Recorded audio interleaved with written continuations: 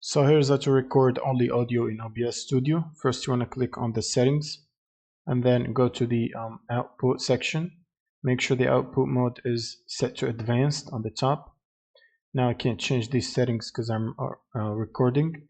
Now you want to go to the recording tab, and then under type here you want to set it to custom output FFmpeg instead of standard, and a container format Dropbox should appear at the top.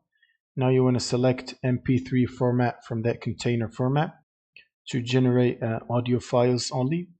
Then you want to scroll down to the video encoder and then click on it and set it to disable encoder. And then you want to scroll down and click on OK. And when you start recording, that should only generate an audio file without any video. And that's it. Thank you guys for watching, and subscribe.